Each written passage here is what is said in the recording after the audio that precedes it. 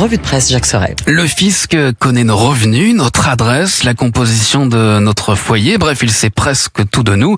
Et ce matin dans la presse, une question qui fait froid dans le dos. Qui d'autre le sait désormais? Fuite massive de données sur le site impôts.gouv, titre Le Parisien. Damien Licata-Caruso raconte que le pirate aurait emporté nos revenus, nos adresses, la composition de nos foyers et notre taux d'imposition.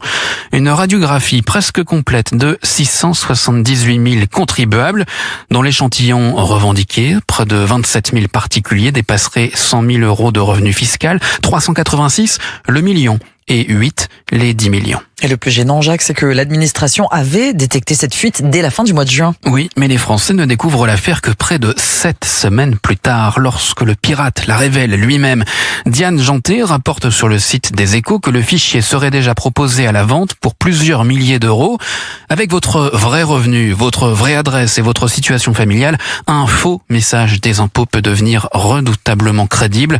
Et des serveurs qui fuient aux canalisations qui fuient. Il n'y a ce matin qu'une page de journal. Va-t-on manquer d'eau potable? Demande Le Parisien à sa une. Plus de 40 000 personnes sont déjà privées d'eau au robinet. Au moins 80 communes doivent être ravitaillées par des citernes ou des bouteilles, écrit Florian Bouot. Est-ce le début d'une pénurie générale? Non, on ne va pas vers une pénurie généralisée et permanente, répond le chercheur Simon Porcher, interrogé dans le journal, mais les crises locales vont se multiplier. Et son constat est sévère. On n'est pas bien préparé.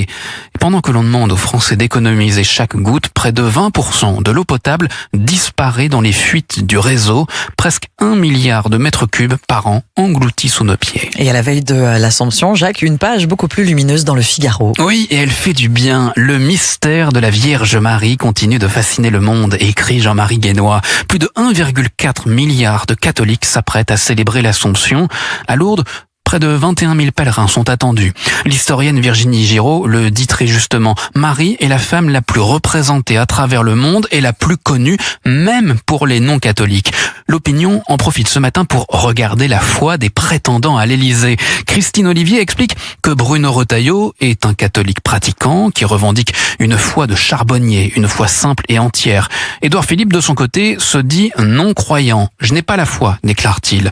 Gabriel Attal, lui, a été baptisé en secret dans la foi orthodoxe, mais ne se dit aujourd'hui ni croyant, ni athée.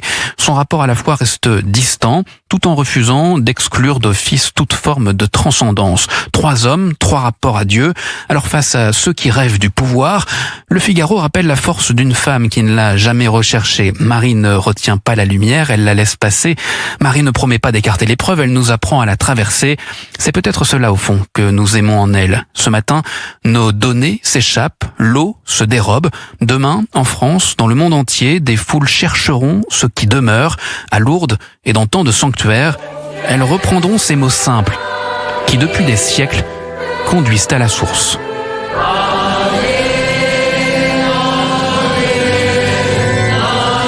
C'était votre revue de presse. Jacques Sorel, Europe 1, il est 9h moins 10.